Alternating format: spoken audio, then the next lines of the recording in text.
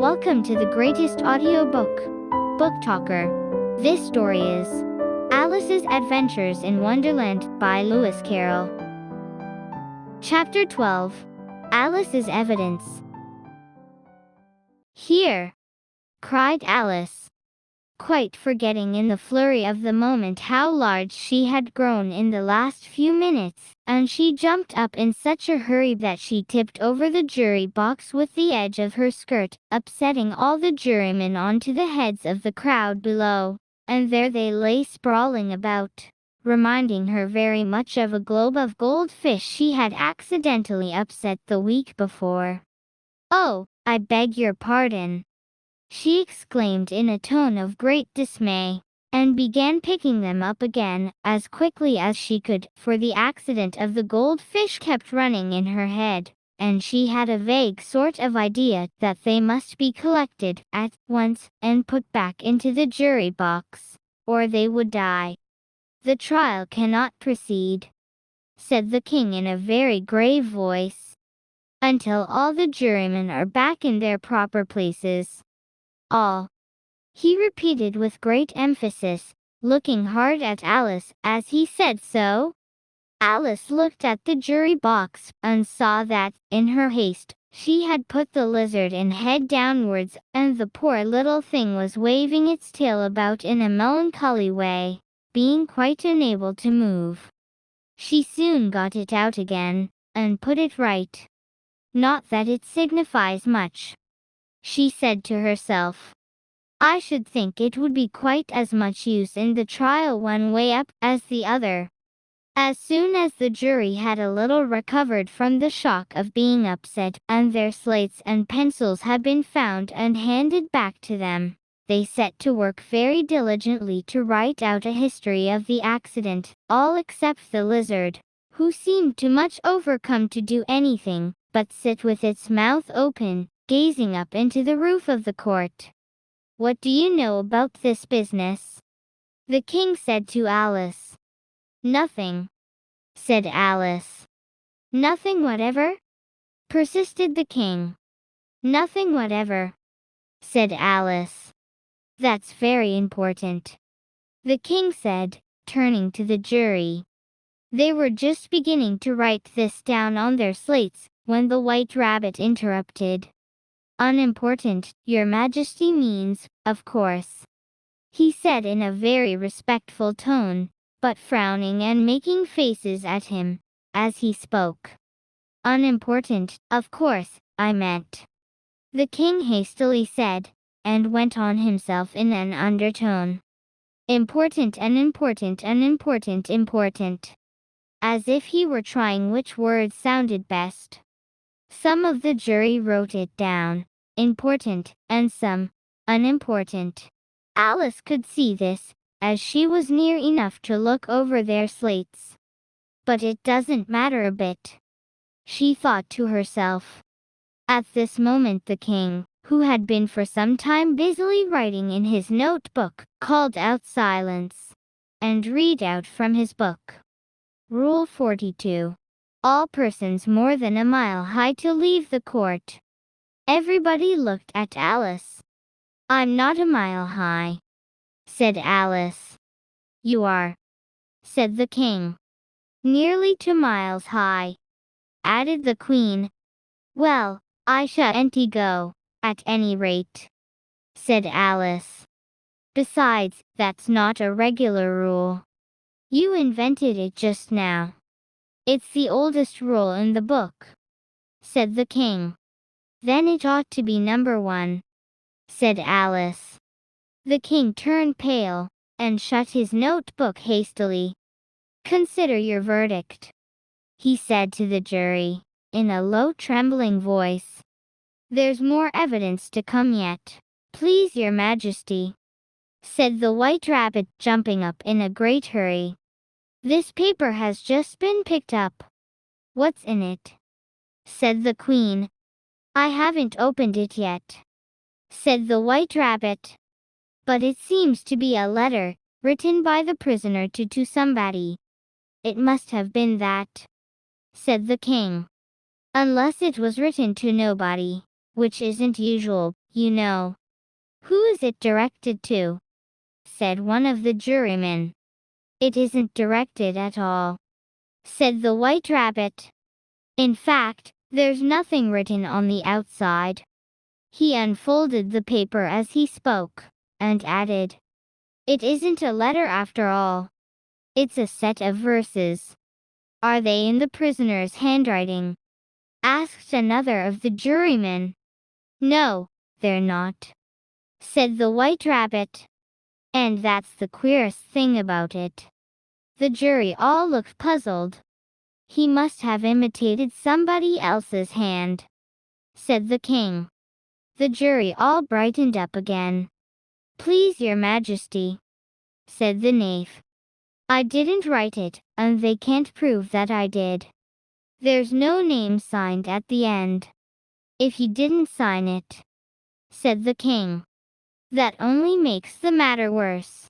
You must have meant some mischief, or else you'd have signed your name like an honest man. There was a general clapping of hands at this. It was the first really clever thing the king had said that day.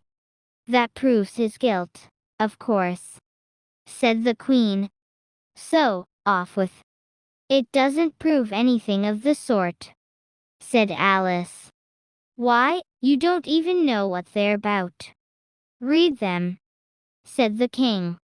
The White Rabbit put on his spectacles. Where shall I begin, please, your majesty? He asked. Begin at the beginning, the king said gravely, and go on till you come to the end. Then stop. There was dead silence in the court, whilst the White Rabbit read out these verses. They told me you had been to her, and mentioned me to him. She gave me a good character, but said I could not swim. He sent them word I had not gone. We know it to be true. If she should push the matter on, what would become of you? I gave her one, they gave him two. You gave us three or more. They all returned from him to you, though they were mine before. If I or she should chance to be involved in this affair, he trusts to you to set them free, exactly as we were. My notion was that you had been, before she had this fit, an obstacle that came between him and ourselves and it. Don't let him know she liked them best, for this must ever be a secret, kept from all the rest, between yourself and me. That's the most important piece of evidence we've heard yet, said the king, rubbing his hands. So now let the jury, if any of them can explain it, said Alice. She had grown so large in the last few minutes that she wasn't a bit afraid of interrupting him. I'll give him 6pence. I don't believe there's an atom of meaning in it. The jury all wrote down on their slates. She doesn't believe there's an atom of meaning in it. But none of them attempted to explain the paper. If there's no meaning in it, said the king, that saves a world of trouble, you know, as we needn't try to find any. And yet I don't know, he went on, spreading out the verses on his knee and looking at them with one eye. I seem to see some meaning in them, after all. Said I could not swim. You can't swim, can you? He added, turning to the knave. The knave shook his head sadly. Do I look like it? He said. Which he certainly did not, being made entirely of cardboard. All right, so far, said the king, as he went on muttering over the verses to himself. We know it to be true. That's the jury, of course. If she should push the matter on, that must be the queen. What would become of you? What, indeed? I gave her one, they gave him two. Why, that must be what he did with the tarts, you know. But it goes on, they all returned from him to you, said Alice. Why, There they are, said the king triumphantly, pointing to the tarts on the table. Nothing can be clearer than that. Then again, before she had this fit. You never had fits, my dear, I think, he said to the queen. Never, said the queen furiously, throwing an inkstand at the lizard as she spoke. The unfortunate little Bill had left off writing on his slate with one finger, as he found it made no mark. But he now hastily began again, using the ink that was trickling down his face, as long as it lasted. Then the words don't fit you, said the king, looking round the court with a smile. There was a dead silence. It's a pun, the king added in an angry tone, and everybody laughed. Let the jury consider their verdict, the king said, for about the 20th time that day. No, no, said the queen. Sentence first, verdict afterwards. Stuff and nonsense, said Alice loudly. The idea of having the sentence first.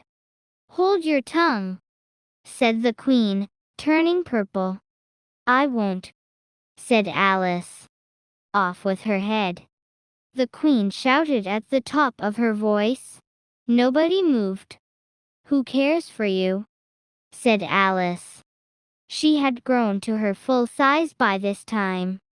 You're nothing but a pack of cards. At this the whole pack rose up into the air, and came flying down upon her.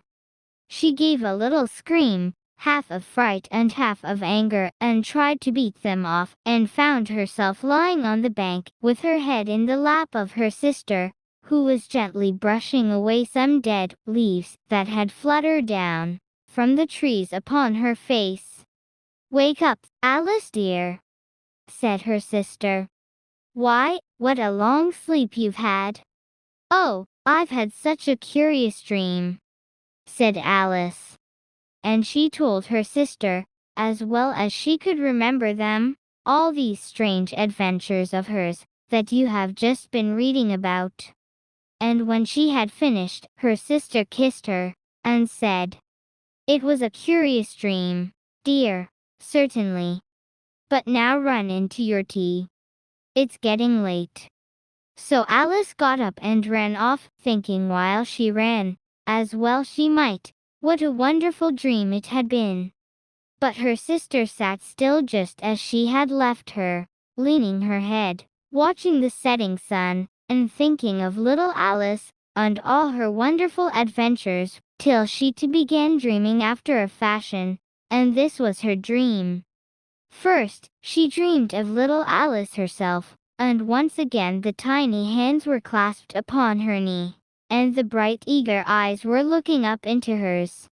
She could hear the very tones of her voice, and see that queer little toss of her head to keep back the wandering hair that would always get into her eyes.